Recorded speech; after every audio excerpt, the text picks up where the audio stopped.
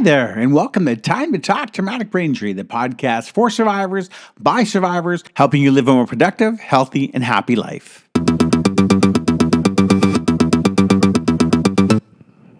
Today on this podcast, we're going to talk about understanding effective communication.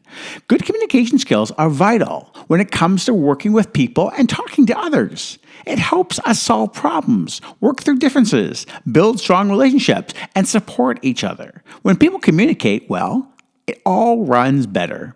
You see, what we're going to talk about today are the benefits of the 7 C's. Figuring out how to communicate effectively is easy for some, but not so easy for brain injury survivors. Let's take a look at the 7 C's and let's apply it in a really fun way to other brain injury survivors so they can use them in everyday conversation.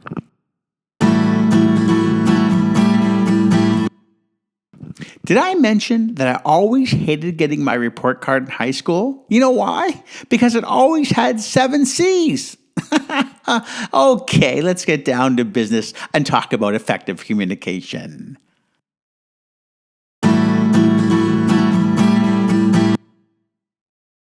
Good communication makes your message clear and impactful, while poor communication can confuse and lead to misunderstandings, especially when talking to other brain injury survivors. The 7 C's of communication are principles that ensure your spoken and written messages are effective.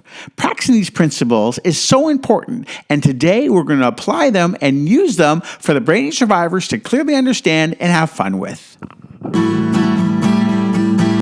Today at the Clubhouse, we're using something called the 7 C's Communication Hat. Yes, the 7 C's Communication Hat. You see, each one of the 7 C's adds a special quality to your message that makes it more professional and easier to understand. So now we're going to put each C of the 7 C list into our hat to play a fabulous game with. Let's go. Okay, into the hat go the 7 C's of communication. Number 1, clarity. Number 2, consciousness. Number 3, concreteness. Number 4, correctness. Number 5, consideration. Number 6, completeness. And number 7, courtesy. Yes, those are the 7 C's all in the hat, and you're going to see how the survivors use them in the game we're going to play right now. Well, you're going to learn a lot and get a lot of information from this game show called Dear Bluesheet. What is Bluesheet? Well, Bluesheet is a group of brain injury survivors that recognize the importance of mental health and self-care, offering valuable advice on managing life's challenges. Now, we are going to listen to a letter written by a brain injury survivor addressed to the brain injury survivors group. The person that answers this letter must use the 7 C's of communication to make their answer clear and concise. So once again, the person answering this question or giving advice must follow the 7 C's of communication. They must be clear, defining their purpose clearly. They must be concise, keeping their message brief and avoiding unnecessary definitions. They must be concrete, including specific and factual information to strengthen their message. They must be correct, ensuring that their language and facts are accurate and appropriate. Next, they must be coherent, presenting ideas logically with a smooth flow. They must be complete, providing all necessary information to prevent confusion. And lastly, they must be courteous, maintain a respectful and empathetic nature, showing consideration for their client. Now, it's very difficult to use all 7 C's of communication in a response to a single letter. However, our advice column will do the very best they can to use as many of the 7 C's of communication they can to give a clear and concise answer. So let's listen to the first letter and see how they do. This first letter comes from a brain injury survivor that we will simply refer to as B. B writes, Dear Bluesheet, since my injury, I have become aware that I don't always pick up on subtle social cues and facial expressions. I tend to take words literally, not understanding a joke or second meaning. I don't remember information. I can understand your explanation, but may not remember it. My goal is to work towards a positive outlook, leading to a positive outcome. I work best with communication that is direct, with simple, clear instructions. Written instructions is important. How do you suggest I go about improving my communication skills? Good Lord. Okay, Alicia, so you've got a wonderful story that you're going to tell us, and we're hopefully that it's going to hit all the 7 C's, but I know it will because you've got the ability and you got the talent to do it. So what's the story about your nephew and how he helped you? Well, my sister a couple years ago broke her ankle, and up to that point, we talked here and there, but when that happened, I felt I was at a point in my life that I could help more. And so I said to her, I said, I'll help you with your baby. And that's how it all started. That was a few years ago. And I helped her buy groceries. For a whole year, I was pretty well like the mother. And I learned how to change diapers and a lot of things. It really helped me a lot to bring out a lot of skills and to be able to communicate better. And then a couple years later, had a little break. Then again, she needed some help. And so then my little nephew is older now, and he's starting to go to school. So now I'm helping him with schooling, after school activities and stuff, and it's helping me with reading, with communication further, with interacting with people, with like learning about parenting and about life in general. It is really helping. What kind of specific things, whether you mentioned the reading and communication, interaction with other people, what type of things, examples do you have for those? Like, what are you actually doing with them? You're reading material from school or helping him correct some assignments, or what kind of things do you do with your nephew? Well, I read to him before he goes to bed. So I stay over to 3 p.m. to 7 p.m., Monday to Thursday, and have a little routine. So when he comes home, I give him his yogurt and some milk. Then I pack a little snack and water in a little pack sack, and we go to the park. Then after, I help make dinner, and then I'd say to him, oh, brush your teeth and stuff, and in pajamas. And then I'm helping him learn to read. So we read little books and slowly go word by word. And that helps me go through the words, and it connects better for me, because that's one of my problems, is be able to comprehend what a person says sometimes, and slowly learning words, even though I know them, is a deeper understanding for me. So in a way, it's a win-win situation because you're helping him, and through helping him, you're learning all about what you need to know with words, and also the activities of being kind of a mom, in a sense, having that responsibility, being accountable for him, making him responsible. This is wonderful. Okay, can you pass it to Nigel? And Nigel, do you think that Alicia's story hit all the 7 C's? Was she concise and clear and communicative? What do you think? How do you say how her story went? Yeah, I think her story was very eloquently put. Definitely clear. I understood everything that she was saying, and she was able to give enough details that we understood. Obviously concise, because the story didn't take forever. Concrete, absolutely. It was very clear and not fuzzy at all what she'd been doing. She'd clearly been babysitting her nephew and taking care of him across the supper time. Correct. Absolutely. I believe that all the information that she shared was correct. Coherent, without a doubt. I understood and was able to realize exactly what she was the message she was trying to get across. It was laid out in a very logical pattern. Complete, yeah, absolutely. We understood all the information that was put towards us, and And see, Alicia, that's what I'm saying. You just told the story a little bit worried about at the beginning, but you have the skill, you have the ability to use the 7 C's, and your communication skills are excellent because we can, as Nigel was saying, we're understanding you, you're concrete, you're clear, it's fantastic. So keep using these 7 C's in your answers and your questions and your responses. It's great. Okay, let's get on to the next problem. This next letter was written by a survivor that we refer to as A. A writes, Dear Bluesheet, the effects of my brain injury have made the act of socializing much more challenging. For example, noisy environments have become overwhelming, and my fatigue have limited the time I can spend with someone socializing. Help me, what can I do to improve the situation? That brain takes up about 50% or even 60% of our calories to run because of its damage. So yes, that's one of the reasons that when we are in social situations, there are too much stimuli for our brains to process and have to pay attention to. That we get tired quickly, and as soon as we're tired, we start to lose focus and just want to go home and sleep. I can give you a great example.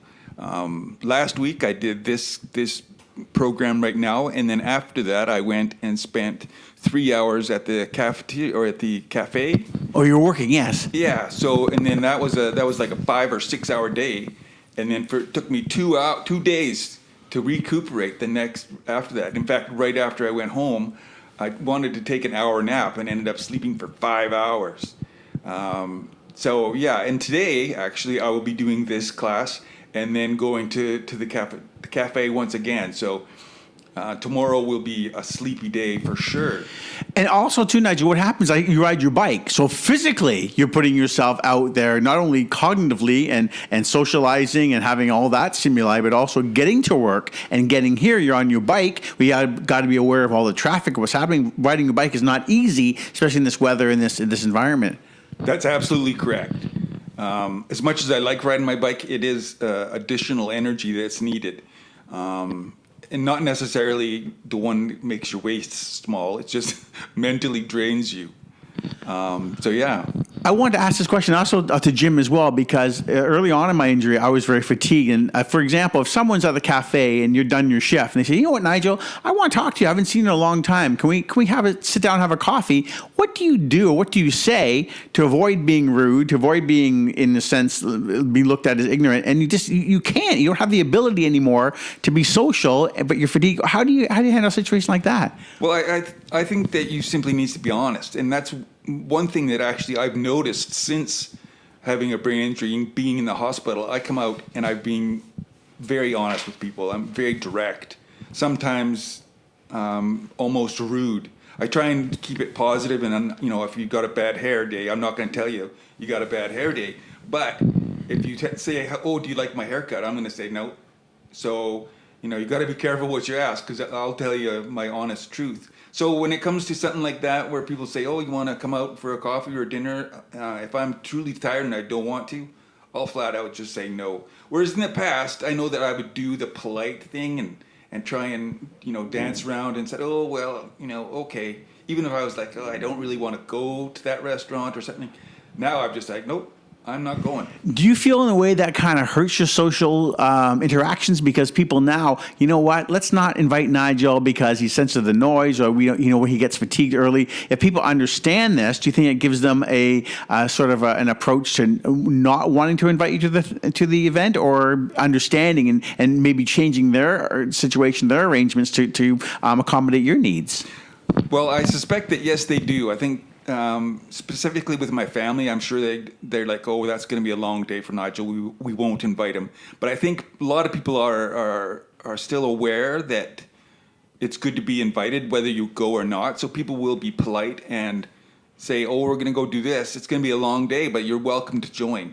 And the fact that it's going to be an 8-hour day of hiking or shopping or socializing is might deter me, depending on if I want to be around those people or not. So yeah, absolutely. And Jim, can I ask you the question? What do you do? Because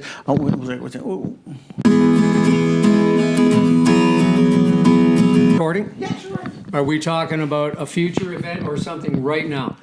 Let's say a future event. Okay, so I got taught this before I found out I had the brain injuries from chronic fatigue and other things. Geez, and be honest, does this sound like something I want to do? And am I being honest? Oh, yeah, that sounds like a really good idea. So you're a friend of mine, so you're aware that I have this situation where I'm not necessarily in charge of how I'm going to be feeling on any given day. But this is something that sounds like I would really like to do. But don't be surprised if on the day of the event, I suddenly have to cancel. And if they have a problem with that, I need to evaluate the friendship now. Excellent. Because if they don't have the capacity to understand, or they're not willing to understand, the term they use, it's a red flag in the relationship that there's going to be problems in all these other areas down the road, and the relationship is probably going to go badly, and it'll go badly for me. Do you have an example, Jim, where, for example, someone did understand and did accept, and you ended up having a really good time, and did get tired near the end of the event, but they understood, and everything went really well because the friendship was there. Well, I also got taught that I need to have what might be termed an escape route. So if I'm not being held hostage because somebody else is driving. And do I have a way out? Are they willing to accept that, hey, like, I've heard this term safe word, but a word like, okay, hey, listen, I'm tired. Or before we go, we agree. Like, if you decide you want to go early, yes, I will guarantee that I won't need an explanation. We're just going to go. Are we agreed to this? And I got taught these things. Like, I got taught I'm responsible to try to put these things into my life because of the difficulties that are there. And it's great to start remembering this, because here to some of the other questions that were being asked in the other question period thing of what can we do, that's the value of having one of these drop-in groups, or whatever you call it, the support group, because we get to come here and talk. And so there's other people that aren't appropriate people to be talking to about this stuff because they don't have the skills. So if it's no wonder I have difficulties with other people. I got taught I got to determine who's appropriate and who's not. And if they're not, I got to just accept that and go, this is going to be better for them and me to just let this go. Yeah. And so my group of what I would consider friends, I can count on less than one hand. Real friends. I can't spread myself that thin. I got taught there's friends, and then there's close acquaintances, distant acquaintances, and strangers. And if I can try to teach strangers like I would a close friend, I'm having a good day. And that's the objective. And then if I'm going to share intimate parts of my life, I need to know who my friend is. Okay, Alicia, you said that there are 3 things specifically that you do with your socialization with other people as a survivor. What are they, Alicia? What 3 things do you do? Family, relationships, and things I really want to do. So with family, if they invite me to dinner or something, I will say yes. And they know that if I need to cancel at the last minute, or if I need to go home early, that's okay, because they understand my condition and boundaries for my type of disability. For relationships, I tell them ahead of time, whether it's a friendship, acquaintance, or something else. I make sure that they know ahead of time. So if there's invitation, they know that if I politely decline, it's nothing to do with them. It's just something that I have to do. Like, for instance, I was invited to have burgers on Halloween. I initially said yes, but then when the time came, I felt not right about it, and I politely declined, and it was okay. they understood. So if I really want to do something, I know what I'm capable of. So once a month or so, so I'll go hiking or kayaking, and I've prepared for the entire month for the big events, so I am able to do it. It's something to be said about being mature as a brain injury survivor, and I've really noticed that with you over these last 10 years. To be very mature and to have other people try to understand. You're not proving it to anybody. You're not going to be someone that outside of your skin. You're going to be who you are, and if they can understand who you are and what you need and what accommodates you, then as Jim was saying, they're just not really relevant to be friends, are they? Yeah. And Pat, for you, what about? Do you have the awareness, and do you have any problem with saying no to a situation where it might require you to do something that you're physically or cognitively not able to accomplish? You have to do you worry about other people accommodating you? Yes. Oh, you do. Okay. So if you want to go on a certain trip, or you want to go on a certain journey, and they say that it's going to be a long walk or a lot of physical exertion, how do you handle that with the people? Are you honest? Just to say no. You just, and does that affect you? Do you think it affects them or affects you more? It affects me and them. Because they want you to participate in the event, and you want to participate in the event, so accommodations have to be made. Yeah, but there is nothing can be done. Do you think that brain injury survivors have to accept that accommodations just sometimes have to be made for them if other people want them to participate and be part of their life, part of their socialization? You've got to understand that what as Lisa was saying, as Nigel was saying, your family, real true friends, understand what your need. No. Go ahead, Pat. No, by No, but just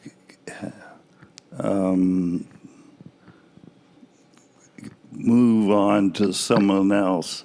Really? Do you think it's the family's responsibility or friend's responsibility to accommodate a survivor's needs and wants? Yes and no, but it is still no. Really? Still no. How do you feel about that, Nigel? Do you give Mike to Nigel? Do you feel it's a friend's or a relationship's responsibility to make accommodations for a brain injury survivor and alter their plans based on the needs of the person that they're going with that is suffering a brain injury? I believe that for family, absolutely. If they truly are your family and they truly love you, then they will accommodate in order to make it a family unit, to have the family happy. As far as friends are concerned, if they're not willing to accommodate you for your situation, then as far as I'm concerned, by definition, they're not friends. So, yeah, I think that's the answer there. Family, for sure. You know, when your parents are old and feeble, you will take care of them because they're family, no matter how much support they need. So vice versa, if you've had a brain injury and you need some extra support, then your mom is going to take care of you. She changed your diaper when you were a baby, and maybe she's changing your diaper right now. Who knows? But family should take care of family, and if a friend doesn't want to do it, then they're not a friend. I love it. I love it.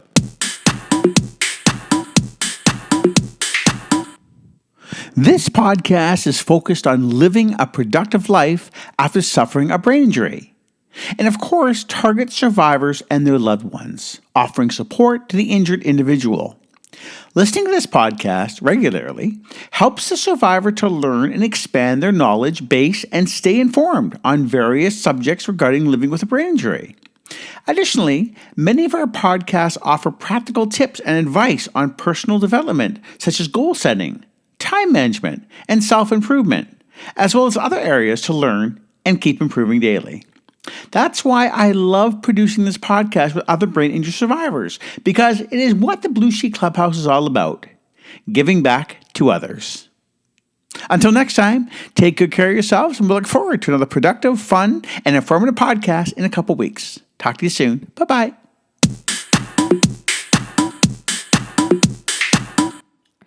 The views and opinions expressed on this podcast are solely those of the Time to Talk TBI panel and other contributors.